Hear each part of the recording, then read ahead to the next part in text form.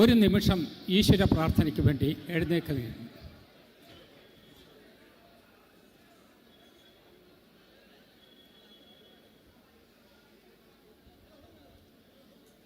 സ്വാഗതം ആശംസിക്കുന്നതിന് വേണ്ടി ജില്ലാ കോൺഗ്രസ് കമ്മിറ്റിയുടെ അധ്യക്ഷൻ ശ്രീ നാട്ടകം സുരേഷിനെ ക്ഷണിക്കുന്നു.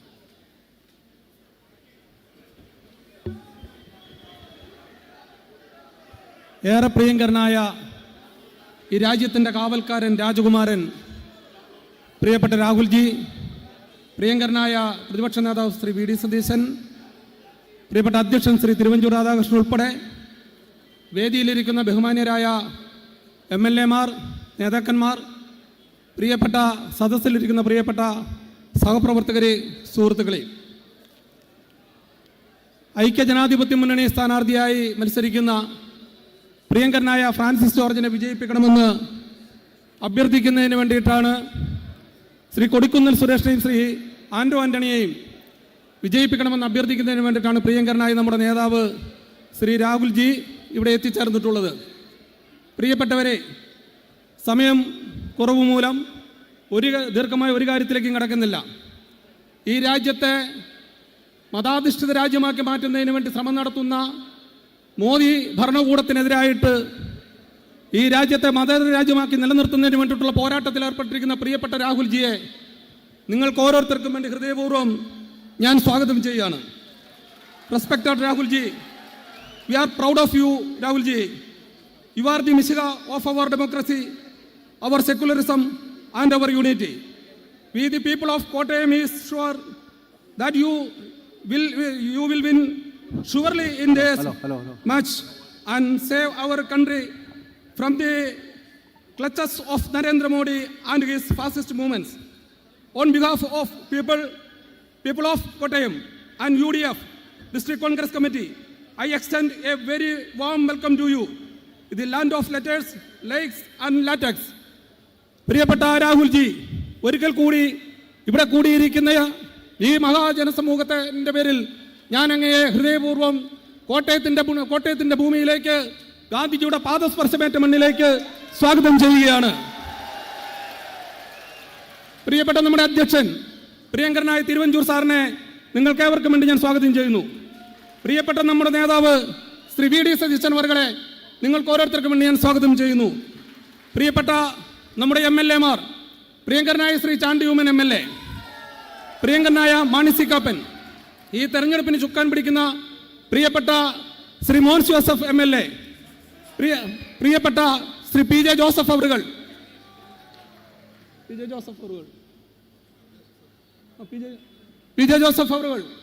പ്രിയങ്കരനായ നമ്മുടെ സ്ഥാനാർത്ഥി ശ്രീ ഫ്രാൻസിസ് ജോർജ് അവറുകൾ, പ്രിയപ്പെട്ട ശ്രീ KC ജോസഫ് ഉൾപ്പെടെ ഈ വേദിയിലിരിക്കുന്ന മുഴുവൻ നേതാക്കന്മാരെയും നിറഞ്ഞ ഹൃദയത്തോടു കൂടി ഞാൻ സ്വാഗതം ചെയ്യുന്നു. പ്രിയപ്പെട്ടവരെ, ഈ അതികഠിനമായ ചൂടിനെ അവഗണിച്ചുകൊണ്ട് ഇവിടെ കൂടിയിരിക്കുന്ന, നമ്മൾ 5 മണിയെന്നാണ് സമയം പറഞ്ഞത്, പക്ഷേ രാഹുൽജിക്ക് മറ്റ് പ്രോഗ്രാം ഉള്ളതുകൊണ്ട് അല്പം മുന്നോട്ട് പോന്നു. എന്നിട്ടും ഇത്രയേറെ ആളുകൾ ഇവിടെ തടിച്ചു കൂടിയിരിക്കുന്നു. പ്രിയപ്പെട്ടവരെ, നിങ്ങളെല്ലാവരെയും ഐക്യ ജനാധിപത്യ മുന്നണിക്ക് വേണ്ടി ഈ വേദിയിലേക്ക് ഹൃദ്യമായി സ്വാഗതം ചെയ്തുകൊണ്ട് ഞാൻ എൻ്റെ വാക്കുകൾ അവസാനിപ്പിക്കുന്നു. നന്ദി, നമസ്കാരം. ജയ് UDF.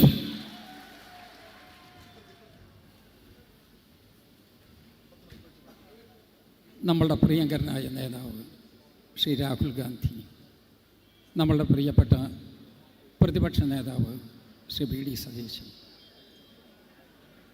കേരള രാഷ്ട്രീയത്തിലെ മുതിർന്ന നേതാവ് ശ്രീ PJ ജോസഫ്, നമ്മളുടെ പ്രിയപ്പെട്ട MLA-മാർ ശ്രീ മോൻസ് ജോസഫ്, ശ്രീ അനൂപ് ജേക്കബ്, ശ്രീ മാണി സി കാപ്പൻ, UDF-ൻ്റെ ജില്ലാ ചെയർമാൻ പ്രിയപ്പെട്ട അഗസ്ത്യ സാർ, വേദിയിലുള്ള സംപൂജ്യരായ സഹോദരങ്ങളെ, സ്നേഹിതരെ, സുഹൃത്തുക്കളെ, ഞാൻ ഒറ്റ വാക്ക് മാത്രമേ പറയാൻ ആഗ്രഹിക്കുന്നുള്ളൂ.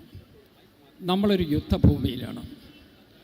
ഇന്ത്യയിൽ ജനാധിപത്യം നിലനിർത്തുന്നതിന് വേണ്ടി മതേതരത്വ തത്വചിന്ത എന്നും നമ്മുടെ സ്വന്തമാക്കി നിലനിർത്തുന്നതിന് വേണ്ടി മുഖാമുഖം നേരിട്ട് കൃത്യമായി ഒരു സമരഭൂമിയിൽ നിൽക്കുന്ന നമ്മളുടെ പ്രിയപ്പെട്ട ശ്രീ രാഹുൽ ഗാന്ധി, അദ്ദേഹം കോട്ടയം അക്ഷരനഗരിയാണ്.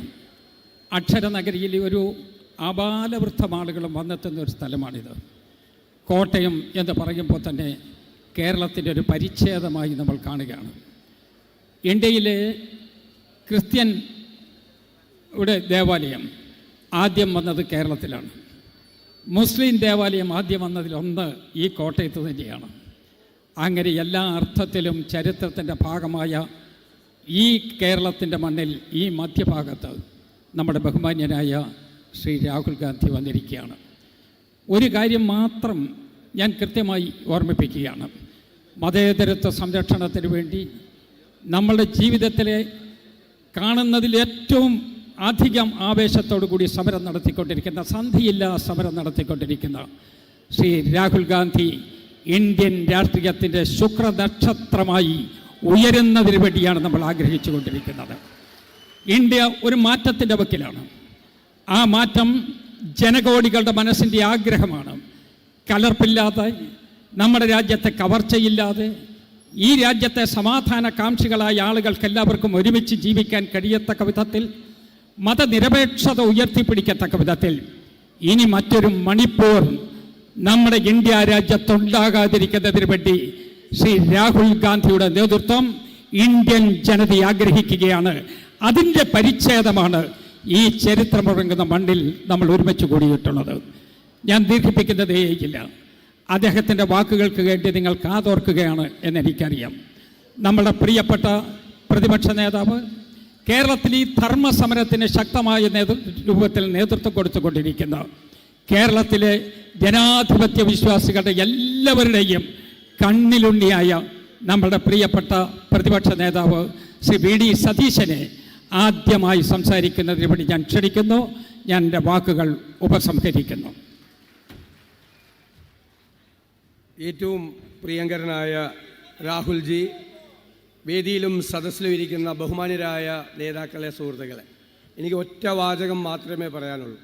നമ്മൾ നടത്തുന്ന ഈ പോരാട്ടം കേരളത്തിൽ 20 സീറ്റും നേടി ദേശീയ തലത്തിൽ ഇന്ത്യൻ നാഷണൽ കോൺഗ്രസിനെ, നമ്മുടെ പ്രിയങ്കരനായ നേതാവ് രാഹുൽ ഗാന്ധി നയിക്കുന്ന ഇന്ത്യ മുന്നണിയെ അധികാരത്തിൽ കൊണ്ടുവരിക എന്നത് മാത്രമാണ് നമ്മുടെ ലക്ഷ്യം. വർഗീയതയ്ക്കെതിരായി, ഫാസിസത്തിനെതിരായി, കേരളത്തിലെ അഴിമതിക്കും കെടുകാര്യസ്ഥതയ്ക്കും ദുർഭരണത്തിനുമെതിരായി നമ്മൾ നടത്തുന്ന ഈ പോരാട്ടത്തിൽ കോട്ടയത്തെ തെരഞ്ഞെടുപ്പിനൊരു പ്രത്യേകത കൂടിയുണ്ട് എന്ന് ഞാൻ വിനയപൂർവ്വം ഓർമ്മിപ്പിക്കുന്നു. മധുരമായ ഒരു പ്രതികാരമാണ് നിങ്ങൾ ചെയ്യുന്നത്. അത് ഉജ്ജ്വലമായ ഭൂരിപക്ഷത്തിൽ ശ്രീ ഫ്രാൻസിസ് ജോർജിനെ വിജയിപ്പിച്ചുകൊണ്ട് ചെയ്യണം എന്നുള്ള വിനീതമായ അഭ്യർത്ഥനയോടുകൂടി നിങ്ങളെ എല്ലാവരെയും അഭിവാദ്യം ചെയ്തുകൊണ്ട് ഞാൻ എൻ്റെ വാക്കുകൾ ചുരുക്കുന്നു. നമ്മുടെ കേരള കോൺഗ്രസിൻ്റെ chairman Shri PJ. Joseph MLA.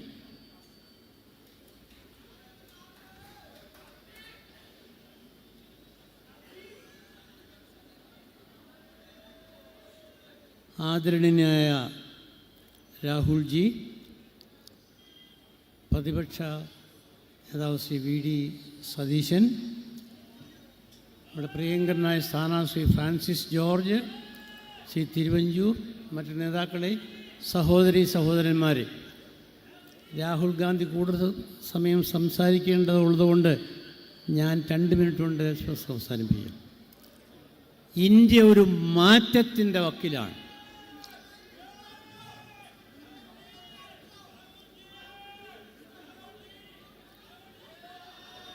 മോഡിക്ക് guarantee ജനങ്ങൾ വിശ്വസിക്കുന്നില്ല. കഴിഞ്ഞ കാലത്തെ ഒരു ഗ്യാരണ്ടിയും പാലിച്ചിട്ടില്ല എന്ന് നാം കാണുകയാണ്. ഈ സംസ്ഥാനത്ത് അധികാരത്തിലിരിക്കുന്ന പിണറായി സർക്കാർ ജനങ്ങളെ കൊള്ള ചെയ്തുകൊണ്ടിരിക്കുകയാണ്. അഴിമതിയും ധൂർത്തുമായി നിൽക്കുകയാണ്. ജനക്ഷേമ പരിപാടികളൊന്നും തന്നെ നടപ്പാക്കുന്നില്ല. ഈ സംസ്ഥാനത്തിൻ്റെ താല്പര്യങ്ങൾ സംരക്ഷിക്കുവാൻ, കോട്ടയത്തിൻ്റെ താല്പര്യം സംരക്ഷിക്കുവാൻ ശ്രീ ഫ്രാൻസിസ് ജോർജിന് കഴിയും എന്ന് ഉറക്കെ പ്രഖ്യാപിച്ചുകൊണ്ടാണ് ഈ സമ്മേളനം. കേരളത്തിലെ 20 സീറ്റും നേടാനുള്ള ഈ ഉദ്യമത്തിൽ അഭിവാദ്യങ്ങൾ അർപ്പിക്കുന്നു. രാഹുൽജി ഈ ഇന്ത്യക്ക് നേതൃത്വം കൊടുക്കുവാൻ കഴിയുന്ന ഏറ്റവും ശക്തനായ നേതാവായി മാറിയിരിക്കുന്നു. അദ്ദേഹത്തിന് എല്ലാ ഭാവുകങ്ങളും നേരുന്നു. ശ്രീ ഫ്രാൻസിസ് ജോർജിന് വിജയങ്ങൾ ആശംസിച്ചുകൊണ്ട് നിർത്തുന്നു.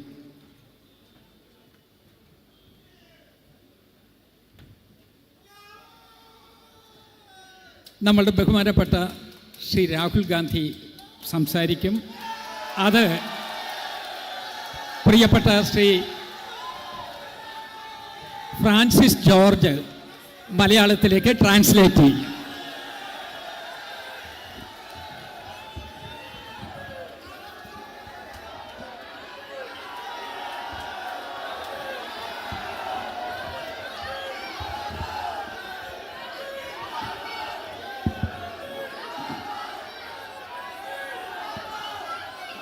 VD Satishan ji,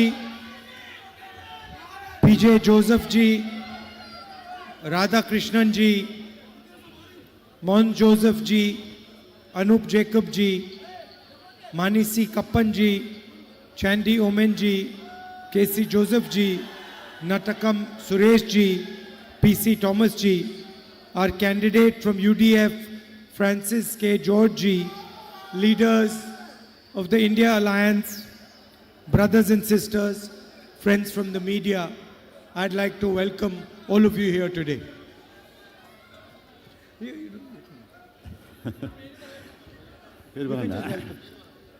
വേദിയിലുള്ള ആദരണീയരായ ഐക്യ ജനാധിപത്യ മുന്നണിയുടെ നേതാക്കളെ, ഞാൻ ഈ പേരുകളെല്ലാം നിങ്ങൾക്കറിയാവുന്നതുകൊണ്ട് ഞാൻ വീണ്ടും ആവർത്തിക്കുന്നില്ല എന്നുള്ളൂ, സമയം ലാഭിക്കാം. പിന്നെ നമ്മുടെ ഇവിടുത്തെ സ്ഥാനാർത്ഥി കെ ഫ്രാൻസിസ് ജോർജ്, മറ്റ് ഇന്ത്യ അലയൻസിൽപ്പെട്ട ആദരണീയരായ നേതാക്കളെ, പ്രിയമുള്ള സഹോദരി സഹോദരന്മാരെ, സുഹൃത്തുക്കളെ.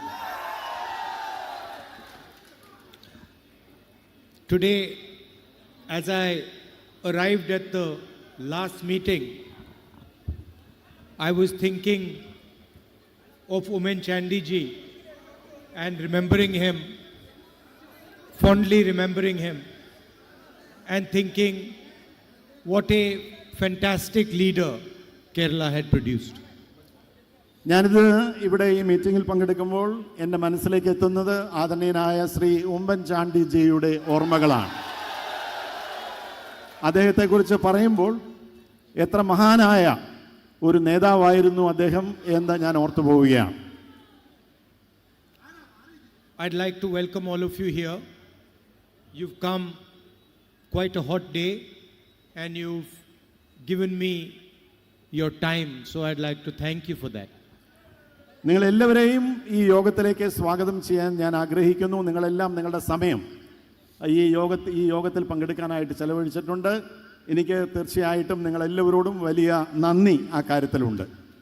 Earlier, I used to see Kerala from slightly far. Now, I'm a member of parliament, so I've got to see your state from really close.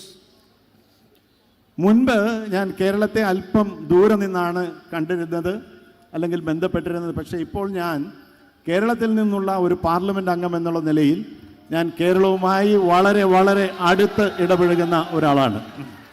So I was sitting over here just now and I was looking and I noticed that I'm the only person wearing pants on the stage. Everyone else is wearing a dhoti. ഞാൻ ഈ സ്റ്റേജിലിരുന്ന് നോക്കുമ്പോൾ ഞാൻ മാത്രമാണ് ഈ ടീഷർട്ടും പാൻറ്റും ധരിച്ചിരിക്കുന്നത്. ബാക്കി എല്ലാവരും മുണ്ടും ഷർട്ടും ധരിച്ചിരിക്കുന്നവരാണ് എന്ന്. So I think next time I'll also wear a dhoti.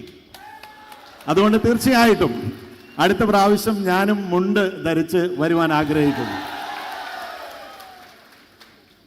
So you have a tradition, you have a way of life, a way of looking at things that is not new. It manifests itself in a new way, but it is actually very old. നിങ്ങളുടെ ജീവിത രീതി, നിങ്ങളുടെ കാഴ്ചപ്പാടുകൾ, നിങ്ങളുടെ സമീപനങ്ങളൊക്കെ അത് പലതും പുതിയതാണ് എന്ന് തോന്നുമെങ്കിലും അതിനൊരു പാരമ്പര്യമുണ്ട്, അതിൻ്റേതായിട്ടുള്ള ഒരു തനിമയുണ്ട് എന്നാണ് എൻ്റെ വിശ്വാസം. So for example, if I was to think about the Malayalam language, I can imagine that even thousands and thousands of years ago, people were talking in Malayalam.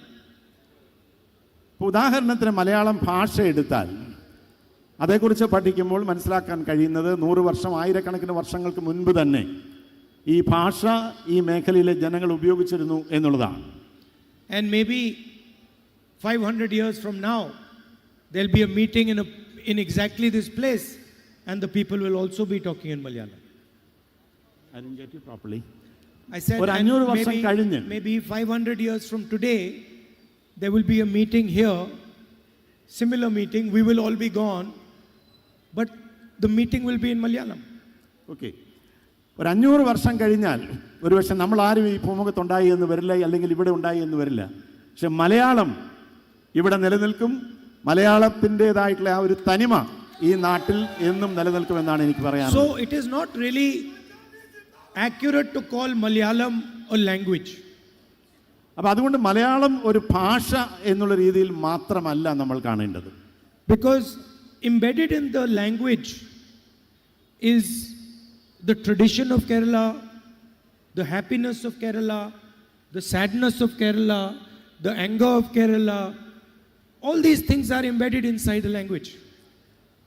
മലയാള ഭാഷയുമായി ബന്ധപ്പെട്ടുകൊണ്ട് കേരളത്തിൻ്റെ അതൊരു ഭാഷ എന്നുള്ള രീതിയിൽ മാത്രമല്ല കാണുന്നത്. കേരള സംസ്കാരം ശരിക്കും അലിഞ്ഞു ചേർന്നിട്ടുള്ള ഒരു ഭാഷയാണ് മലയാളം. കേരളത്തിൻ്റെതായിട്ടുള്ള എല്ലാ പ്രത്യേകതകളും, കേരളത്തിൻ്റെ സുഖദുഃഖങ്ങൾ, സന്തോഷങ്ങൾ എല്ലാം മലയാളത്തിൽ പ്രകടമായി നമുക്ക് കാണാനായിട്ട് കഴിയുമെന്നുള്ളതാണ്. For example, when a young girl graduates from a university, she comes back and her parents congratulate her in Malayalam. ഇപ്പോൾ ഉദാഹരണത്തിന് ഒരു കുടുംബത്തിലെ ഒരു പെൺകുട്ടി കോളേജ് പഠനം കഴിഞ്ഞ്, ഗ്രാജുവേഷൻ കഴിഞ്ഞ്, പരീക്ഷ പാസ്സായി വീട്ടിലെത്തി കഴിഞ്ഞാൽ അവരുടെ ആ കുട്ടിയുടെ മാതാപിതാക്കൾ ആ കുട്ടിയെ അഭിനന്ദിക്കുന്നത് തീർച്ചയായിട്ടും മലയാളത്തിലാണ്. Maybe when somebody loses his brother, he tells his other brother in Malayalam. ഒരാളൊരു തൻ്റെ ഒരു സഹോദരനെ നഷ്ടപ്പെട്ടാൽ ആ വിവരം അതിൻ്റെ അടുത്ത സഹോദരനെ അറിയിക്കുന്നതും ഇതേ ഭാഷയിൽ തന്നെയാണ്. So Malayalam is Kerala and Kerala is Malayalam. അപ്പോൾ മലയാളം എന്ന് പറയുന്നത് കേരളമാണ്, കേരളം എന്ന് പറയുന്നത് മലയാളമാണ്. And so I get really surprised when I hear the Prime Minister giving speeches where he says one nation, one language, one leader, one religion.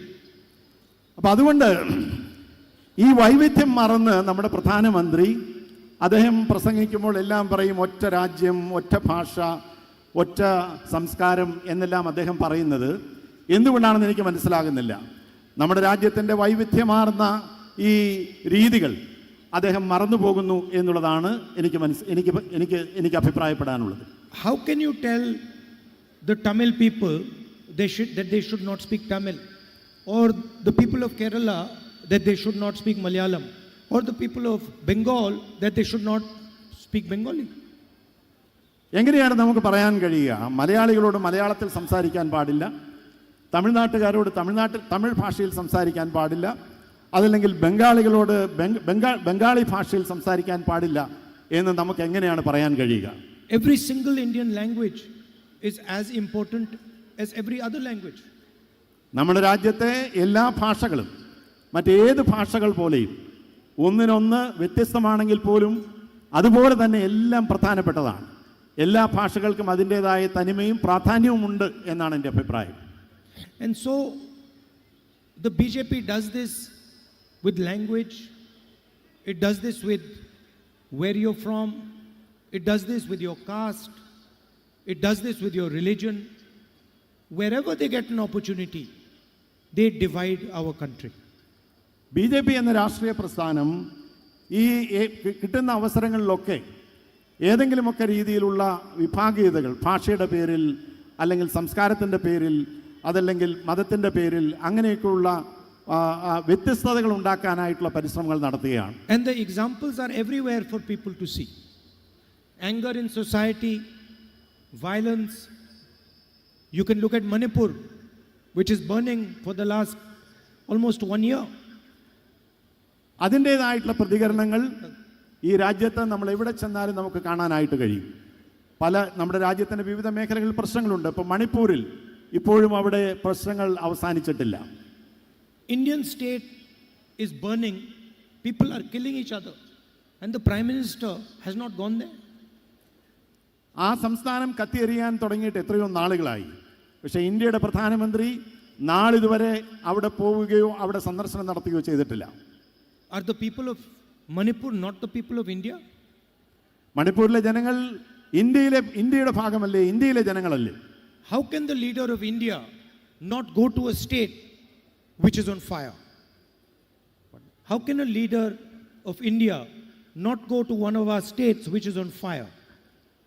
എങ്ങനെയാണ് ഈ രാജ്യത്തെ ഒരു നേതാവ്, പ്രത്യേകിച്ചും പ്രധാനമന്ത്രി പോലെ ഉത്തരവാദിത്തപ്പെട്ട സ്ഥാനത്തിരിക്കുന്ന ഒരാൾ, ഒരു വ്യക്തി അല്ലെങ്കിൽ ഒരു നേതാവ് ഈ രാജ്യത്തെ ഒരു സംസ്ഥാനത്ത് അതിപ്പോഴും കത്തിയെരിഞ്ഞുകൊണ്ടിരിക്കുമ്പോൾ അവിടെ എങ്ങനെയാണ് സന്ദർശനം നടത്താതിരിക്കാൻ കഴിയുക? It's a tragic situation. ഇത് വളരെ വളരെ വളരെ ദുഃഖകരമായിട്ടുള്ള ഒരു സാഹചര്യമാണ്. And the Prime Minister going to Manipur will stop the violence in Manipur. പ്രധാനമന്ത്രി ശരിക്കും പറഞ്ഞാൽ മണിപ്പൂരിൽ പോവുകയും അവിടുത്തെ ഈ അക്രമങ്ങൾ അവസാനിപ്പിക്കുകയുമാണ് വേണ്ടത്. I can tell you, I know the Indian Army very well. I can tell you that I know the Indian Army very well. എനിക്ക് നിങ്ങളോട് ഉറപ്പിച്ചു പറയാൻ കഴിയും, ഇന്ത്യൻ ആർമി അതിനെ എനിക്ക് നന്നായിട്ട് അറിയാം. I know that if the Indian Army was told by the Prime Minister that the violence in Manipur has to stop, it will stop within 3 days. ഞാൻ ഉറപ്പിച്ചു പറയുന്നു, ഇന്ത്യയുടെ പ്രധാനമന്ത്രി നമ്മുടെ ഇന്ത്യൻ ആർമിയോട് പറയുകയാണ്, മണിപ്പൂരിലെ ഈ അക്രമ സംഭവങ്ങൾ ഉടൻ അവസാനിപ്പിക്കണമെന്ന് പറഞ്ഞാൽ 3 ദിവസം 2-3 ദിവസത്തിനുള്ളിൽ ഈ അക്രമ സംഭവങ്ങൾ അവസാനിക്കുകയും അവിടെ സമാധാനം കൈവരുകയും ചെയ്യും. But it is in the interest of the government to keep this anger in society. പക്ഷേ നമുക്കെന്താണ് ഇതിൽ നിന്ന് മനസ്സിലാക്കാൻ കഴിയുക? ഗവൺമെന്റിന്റെ താല്പര്യം ഈ പ്രശ്നം അതേപടി നിലനിർത്തുക എന്നുള്ളതാണ്. They need to distract India from its real issues. India നേരിടുന്ന പ്രധാനപ്പെട്ട വിഷയങ്ങളിൽ നിന്ന് ശ്രദ്ധ തിരിച്ചുവിടുവാൻ ഇങ്ങനെയുള്ള അക്രമങ്ങളും ഇങ്ങനെയുള്ള ദാരുണമായിട്ടുള്ള സംഭവങ്ങളും ഉപയോഗിക്കുക എന്നുള്ള ഒരു സമീപനമാണ് ഇന്ന് ഇന്ത്യ ഗവൺമെന്റ് ചെയ്തുകൊണ്ടിരിക്കുന്നത്. What are the main issues? The main issues are unemployment, price rise, divisiveness. These are the main issues. പ്രിയമുള്ളവർ, എന്താണ് നമ്മുടെ രാജ്യം നേരിടുന്ന പ്രധാനപ്പെട്ട പ്രശ്നം? തൊഴിലില്ലായ്മ, വിലക്കയറ്റം, അതുപോലെ തന്നെ ഈ വിവിധ വിഭാഗങ്ങൾ തമ്മിലുള്ള ചേരിതിരിവ്. And if you look at the national media, you will never hear any of these issues. The national media will never show you that farmers are protesting, that there is massive unemployment, that there are 22 rich people who own most of this country. പക്ഷേ നിർഭാഗ്യകരമെന്ന് പറയട്ടെ, നമ്മളിപ്പോൾ നമ്മുടെ ഈ ദേശീയ മാധ്യമങ്ങൾ ശ്രദ്ധിച്ചാൽ ഈ പ്രധാനപ്പെട്ട പ്രശ്നങ്ങളൊന്നും അവർ ജനങ്ങളുടെ മുൻപാകെ വേണ്ട രീതിയിൽ അവതരിപ്പിക്കുന്നില്ല എന്ന് നമുക്ക് മനസ്സിലാക്കാൻ കഴിയും. ഈ പ്രശ്നങ്ങളെല്ലാം വളരെ ഗുരുതരമായിട്ടുള്ള പ്രശ്നങ്ങൾ, തൊഴിലില്ലായ്മയുണ്ട്, അതുപോലെ തന്നെ മറ്റ് വിവിധ പ്രശ്നങ്ങളുണ്ട്. ആ പ്രശ്നങ്ങളൊന്നും തന്നെ ജനങ്ങളിലേക്ക് എത്തിക്കാൻ നിർഭാഗ്യവശാൽ ദേശീയ മാധ്യമങ്ങൾ ശ്രദ്ധിക്കുന്നുണ്ടോ എന്ന് സംശയിക്കേണ്ടിയിരിക്കുന്നു. Today, India is one of the most unfair countries in the world. 22 people in India have as much wealth as 70 crore of our civilians. ഇന്ന് ലോകത്തിലെ ഏറ്റവും അസമത്വമുള്ള ഒരു രാജ്യമായി നമ്മുടെ രാജ്യം മാറിയിരിക്കുന്നു. 20-22 പേരുടെ കയ്യിലാണ് 70% സാമ്പത്തിക സൗകര്യങ്ങൾ എന്നുള്ളത് ലോകത്തിൽ തന്നെ അപൂർവമായി മാത്രം നമുക്ക് കാണാൻ കഴിയുന്ന ഒരു വസ്തുതയാണ്. And 70 crore Indians earn less than 100 rupees a day. 70 കോടിയിലേറെ ജനങ്ങൾ ഒരു ദിവസം 100 രൂപയിൽ താഴെ വരുമാനമുള്ളവരാണ് നമ്മുടെ രാജ്യത്ത്. How can we talk about being a superpower? നമുക്കെങ്ങനെയാണ് നമ്മൾ ലോകത്തിലെ ഒരു വൻ ശക്തിയാണ് എന്ന് ഈ സാഹചര്യത്തിൽ അവകാശപ്പെടാൻ കഴിയുക? Our farmers are screaming for help. Our youngsters are unemployed. How are we talking about being a superpower? നമ്മുടെ അടിസ്ഥാനവർഗമായിട്ടുള്ള കർഷകർ അവർ ഇന്ന് ന്യായമായിട്ടുള്ള വേതനത്തിന് വേണ്ടി അല്ലെങ്കിൽ ഒരു പ്രതിഫലം ലഭിക്കാൻ വേണ്ടി സമരം ചെയ്യേണ്ട സാഹചര്യം. നമ്മുടെ ചെറുപ്പക്കാർ ജോലിയില്ലാതെ അലയുന്നു. എങ്ങനെയാണ് നമ്മൾ വൻ ശക്തിയാണ് എന്ന് നമുക്ക് അഭിമാനത്തോടെ പറയാൻ കഴിയുക? In the last 10 years, Mr. Narendra Modi's government has put 200 million people back into poverty.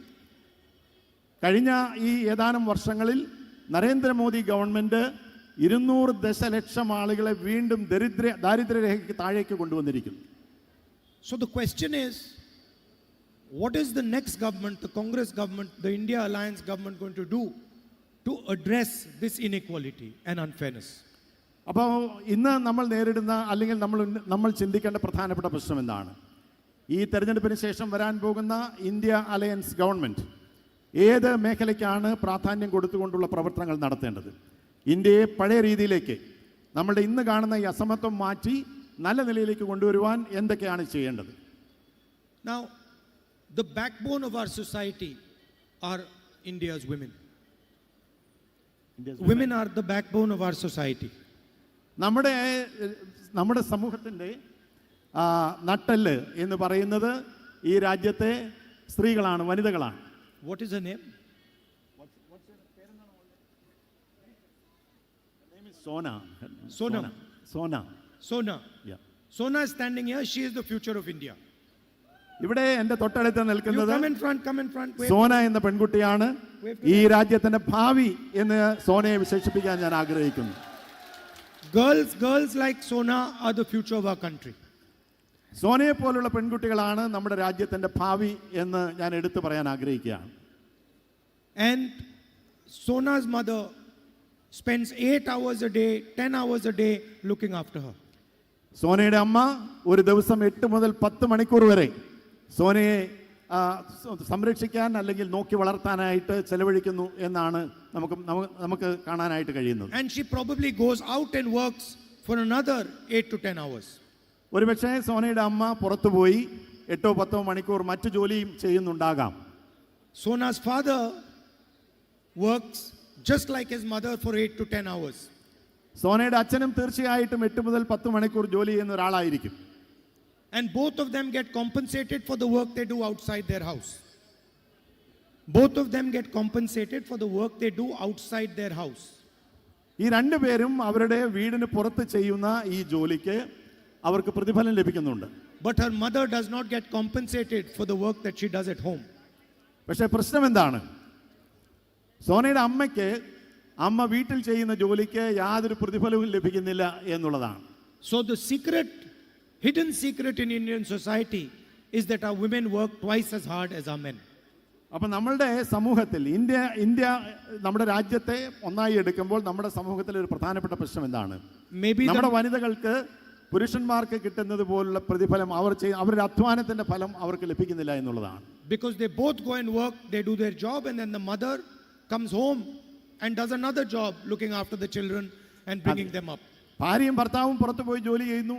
പക്ഷെ തിരിച്ചു വന്നു കഴിഞ്ഞാൽ ഭാര്യ വീണ്ടും ജോലി ആരംഭിക്കുന്നു. വീട്ടിലെ ജോലികൾ, ഗൃഹജോലികൾ എല്ലാം ചെയ്യുന്നു. And maybe the men in the crowd will not like what I said. ഒരു പക്ഷേ ഇവിടെ ഇരിക്കുന്ന പുരുഷന്മാർ ഞാൻ ഈ പറയുന്നത് അത്രയ്ക്ക് ഇഷ്ടപ്പെട്ടു എന്ന് വരില്ല. But it is the truth. പക്ഷെ അത് സത്യമാണ്. അതാണ് സത്യം. നമ്മുടെ സമൂഹത്തിന്റെ സത്യം എന്ന് പറയുന്നത് അതാണ്. So our government is going to do 3 revolutionary things for the women of India. അപ്പം ഞാൻ പറയാൻ ആഗ്രഹിക്കുന്നത് ഈ തെരഞ്ഞെടുപ്പിന് ശേഷം രൂപീകരിക്കാൻ പോകുന്ന ഇന്ത്യ ഗവൺമെന്റ് 3 വിപ്ലവകരമായിട്ടുള്ള തീരുമാനങ്ങൾ എടുക്കും എന്നുള്ളതാണ്. For Sona's mother and millions of other mothers. സോനയുടെ മദറിനെ പോലുള്ള ലക്ഷക്കണക്കിന് ദശലക്ഷക്കണക്കിന് അമ്മമാർക്ക് We are going to make a list of every single poor family in the country. ഞങ്ങൾ ചെയ്യാൻ പോകുന്നത് ഈ രാജ്യത്ത് സാമ്പത്തികമായി പിന്നോക്കം നിൽക്കുന്ന എല്ലാ കുടുംബങ്ങളുടെയും ഒരു പട്ടിക തീർച്ചയായിട്ടും ഞങ്ങൾ തയ്യാറാക്കും. We are going to choose one woman from each family, poor family. സാമ്പത്തികമായി പിന്നോക്കം നിൽക്കുന്ന ഓരോ കുടുംബത്തിൽ നിന്നും ഒരു വനിതയെ വീതം തിരഞ്ഞെടുക്കും. And then automatically every year we will put 1 lakh rupees into her bank account. ആ സഹോദരിയുടെ അക്കൗണ്ടിലേക്ക് എല്ലാ വർഷവും 1 ലക്ഷം രൂപ ഗവൺമെന്റ് അക്കൗണ്ടിൽ കൊടുത്തിരിക്കും. 8,500 rupees every single month. 1 lakh rupees a year will go directly into the woman's bank account.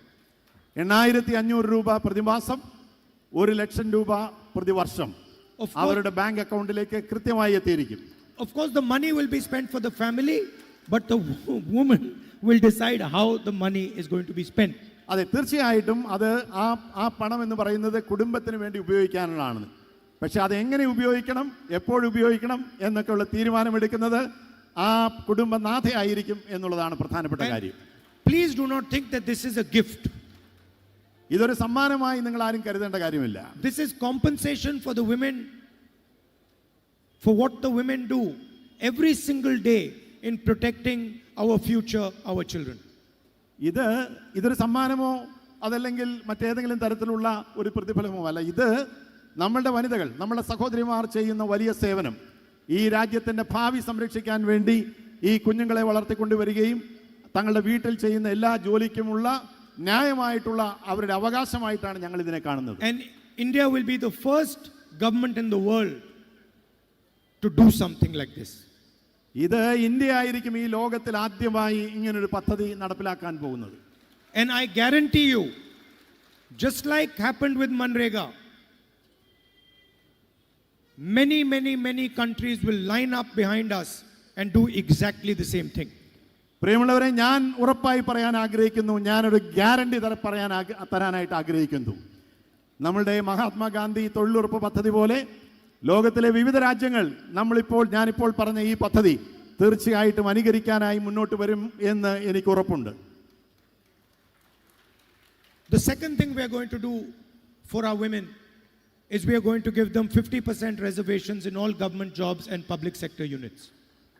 രണ്ടാമതായി ഞാൻ നമ്മുടെ സഹോദരിമാർക്ക് കൊടുക്കാൻ ആഗ്രഹിക്കുന്നത് എല്ലാ സർക്കാർ ജോലികളിലും അതുപോലെ തന്നെ പൊതുമേഖലാ സ്ഥാപനങ്ങളിലും 50% സംവരണം വനിതകൾക്കായി എൻ്റെ ഗവൺമെന്റ്, ഞങ്ങളുടെ ഗവൺമെന്റ് പ്രഖ്യാപിച്ചു. And with great fanfare, Mr. Narendra Modi passed reservation in parliament and in assemblies. With great fanfare, Narendra Modi passed reservation for women in parliament and assemblies. അതെ, നരേന്ദ്രമോദി നിങ്ങൾക്കറിയാമല്ലോ, വനിതകൾക്ക് പാർലമെന്റിലും അതുപോലെ തന്നെ നിയമസഭയിലും 50% റിസർവേഷൻ എന്ന് വലിയ കൊട്ടിഘോഷിച്ച് പറയുകയും അങ്ങനെ ഒരു നിയമം പാസാക്കുകയും ചെയ്തു. And then at the end of the speech, he said, we will give this in 10 years. അതിനുശേഷം എന്താണ് അദ്ദേഹത്തിന്റെ പ്രസംഗത്തിന്റെ ഒടുവിൽ അദ്ദേഹം എന്താണ് പറഞ്ഞത്? ആദ്യം ഈ കാര്യങ്ങളൊക്കെ വർണ്ണിച്ച് പറഞ്ഞതിന് ശേഷം അവസാനം അദ്ദേഹം പറഞ്ഞു, അടുത്ത 10 വർഷത്തിന് ശേഷം ഞങ്ങൾ അതേക്കുറിച്ച് ആലോചിക്കും എന്നാണ് അദ്ദേഹം പറഞ്ഞത്. We don't need 10 years to give reservations to women in parliament. We will do it the moment our government is formed. ഞങ്ങൾ 10 വർഷം വരെ കാത്തിരിക്കില്ല. ഞങ്ങൾ ഗവൺമെന്റ് ഉണ്ടാക്കി കഴിഞ്ഞാൽ ഉടൻ തന്നെ വനിതകൾക്ക് 50% റിസർവേഷൻ പാർലമെന്റിൽ ഉറപ്പാക്കും എന്ന് പറയാൻ ഞാൻ ആഗ്രഹിക്കുന്നു. And finally, the third thing we are going to do is there are millions and millions of Asha and Anganwadi workers. We are going to double their wages. മൂന്നാമതായി ആശ അംഗൻവാടി വർക്കേഴ്സ് ഉണ്ട്. അവരുടെ വേതനം ഞങ്ങൾ ഇരട്ടിയാക്കി തീരുമാനിക്കും. Now, the biggest problem that the Prime Minister has created is the unemployment problem.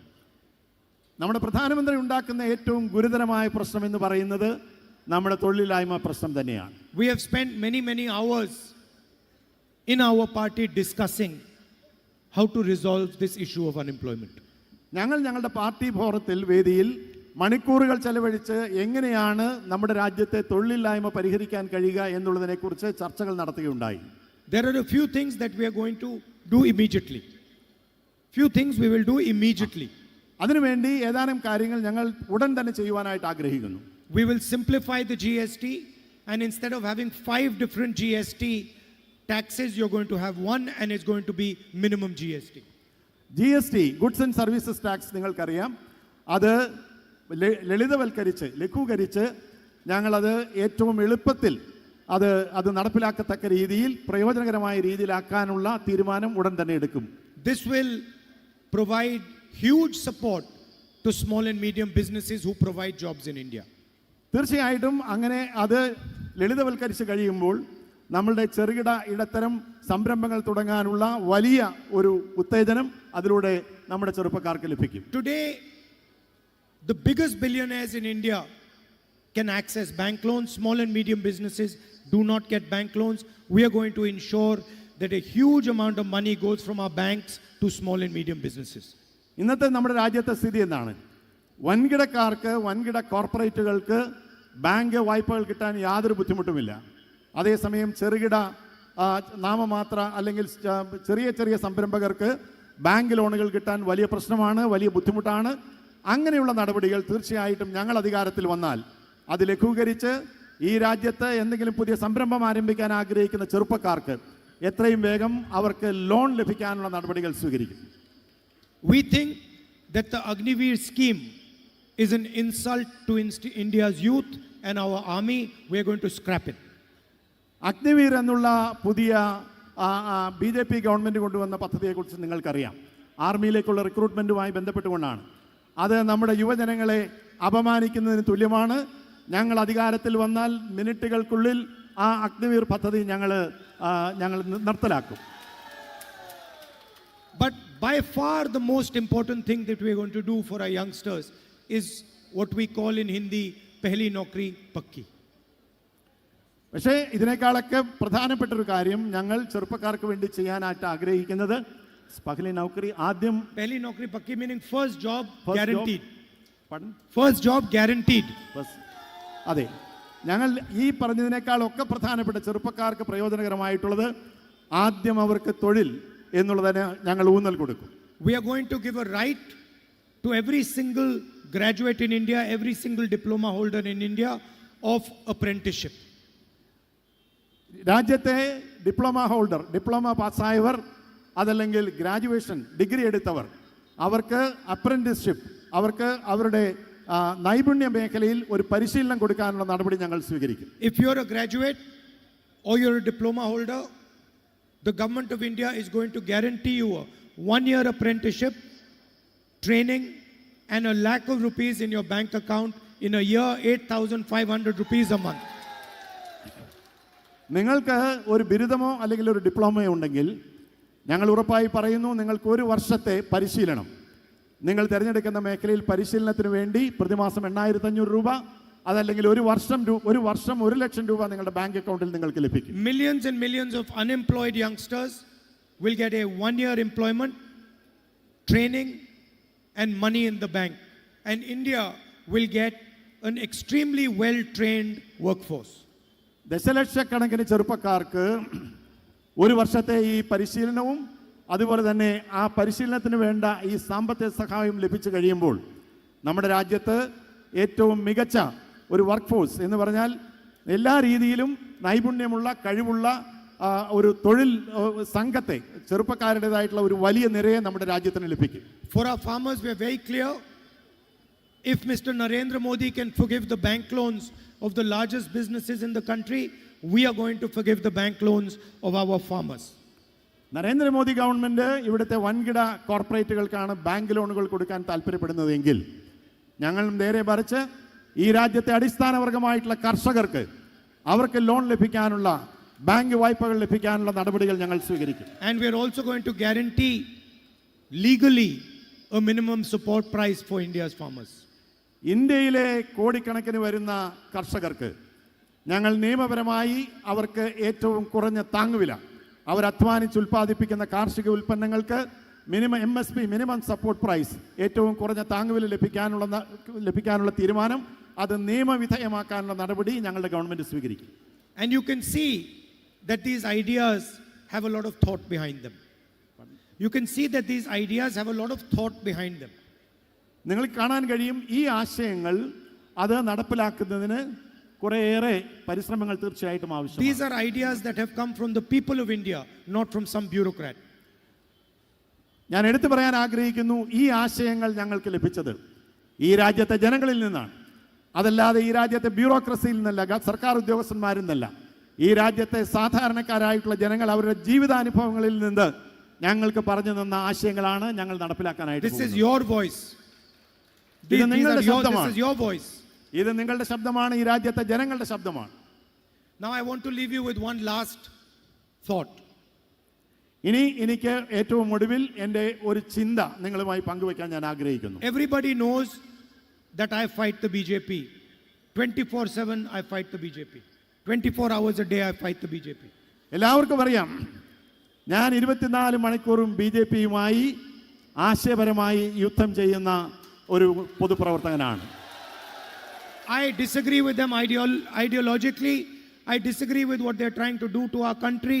I disagree with their basic ideas. And I get up in the morning and I think, okay, how am I going to fight them? സൈദ്ധാന്തികമായി ഞാൻ അവരുമായി വിയോജിക്കുന്നു. അവരുടെ നടപടികൾ, നിലപാടുകൾ എല്ലാമായി ഞാൻ വിയോജിക്കുന്നു. രാവിലെ ഞാൻ എഴുന്നേൽക്കുമ്പോൾ ഞാൻ ചിന്തിക്കുന്നത് എങ്ങനെയാണ് ഈ പ്രശ്നങ്ങളിൽ, ഈ കാര്യങ്ങളിൽ, അവരുടെ നിലപാടുകളിൽ, അവരുടെ സിദ്ധാന്തവുമായി ബന്ധപ്പെട്ടുകൊണ്ട് എങ്ങനെയാണ് അവരുമായി ഫൈറ്റ് ചെയ്യേണ്ടത്, പോരടിക്കേണ്ടത് എന്നുള്ളതിനെ And കുറിച്ച്. at the same time, when I'm getting up and thinking of how to fight the BJP, hundreds of BJP leaders are getting up thinking how to fight Rahul Gandhi. ഞാൻ ഇങ്ങനെ ചിന്തിക്കുമ്പോൾ, ആശയപരമായിട്ടുള്ള ഒരു ഏറ്റുമുട്ടലിനെ കുറിച്ച് ചിന്തിക്കുമ്പോൾ, BJPയുടെ നേതാക്കന്മാർ രാവിലെ എഴുന്നേറ്റ് കഴിഞ്ഞാൽ അവർ ചിന്തിക്കുന്നത് നമ്മുടെ രാജ്യവുമായി എങ്ങനെയാണ് ഏറ്റുമുട്ടൽ ഉണ്ടാക്കേണ്ടത് എന്നുള്ളതിനെ കുറിച്ചാണ് അവർ ചിന്തിക്കുന്നത്. Now you know that anyone who fights the BJP has to pay a price. നിങ്ങൾക്കറിയാമല്ലോ, BJPയുമായി ഏതെങ്കിലും തരത്തിൽ സംഘർഷം എന്ന് പറഞ്ഞാൽ ആശയപരമായിട്ടുള്ള വിയോജിപ്പുകൾ പ്രകടിപ്പിക്കുന്നവർക്ക് വലിയ വില കൊടുക്കേണ്ടതായി വരും എന്ന് നിങ്ങൾക്ക് ഇതിനോടകം മനസ്സിലായിട്ടുണ്ട്. Because they are fascists, and if you attack them, they will attack you back with all the force that they have. അതിന്റെ കാരണം എന്താണ്? അവർ ഏകാധിപത്യ ശൈലിയിൽ വിശ്വസിക്കുന്നു, ഏകാധിപത്യ രീതിയിൽ പ്രവർത്തിക്കുന്നു. അപ്പോൾ അതുകൊണ്ട് എതിർപ്പുകളെ അടിച്ചമർത്തുക എന്നുള്ള സമീപനമാണ് അവർ കാലത്തും സ്വീകരിച്ചിട്ടുള്ളത്. They took away my membership to the Lok Sabha. They took away my house. I was interrogated by the Enforcement Directorate for 55 hours, 5 days in a row, 12 hours, 13 hours a day. അവരെന്താണ് എന്നോട് ചെയ്തത്? അവരെൻ്റെ വീട് തിരിച്ചെടുത്തു, അവരെൻ്റെ parliament അംഗത്വം റദ്ദാക്കി, അവർ enforcement directorate കേന്ദ്ര agency ആയിട്ടുള്ള EDയെ കൊണ്ട് 55 ദിവസം 12 മണിക്കൂർ വീതം എന്നെ ചോദ്യം ചെയ്തു. എന്നെ എല്ലാ തരത്തിലും മാനസികമായി ഒക്കെ ബുദ്ധിമുട്ടിക്കാനുള്ള നടപടികൾ അവർ സ്വീകരിച്ചു. Every single day in the media, on the internet, they attack me, distort my image, abuse me. അവരെന്താണ് ഇപ്പോഴും ചെയ്തുകൊണ്ടിരിക്കുന്നത്?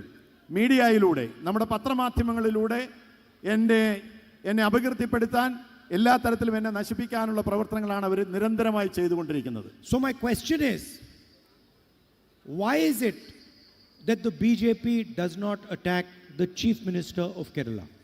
അപ്പൊ എനിക്ക് മനസ്സിലാകാത്തത്, അവരിതെല്ലാം ചെയ്യുമ്പോൾ കേരളത്തിന്റെ മുഖ്യമന്ത്രിയെ എന്തുകൊണ്ടാണ് അവർ ആക്രമിക്കാത്തത്? രാഷ്ട്രീയമായി അവർ ഒരു എതിർ ശബ്ദം മുഖ്യമന്ത്രിക്കെതിരെ പുറപ്പെടുവിക്കാത്തത്? They have not taken away his membership. They have not taken away his house. He has never been interrogated. There is no attack on him by the BJP. അവർ അദ്ദേഹത്തിന്റെ വീടോ അതല്ലെങ്കിൽ അദ്ദേഹത്തിന്റെ നിയമസഭാ അംഗത്വമോ ഒന്നും തിരിച്ചെടുക്കാനായിട്ട് ഒരു നടപടിയും സ്വീകരിച്ചിട്ടില്ല.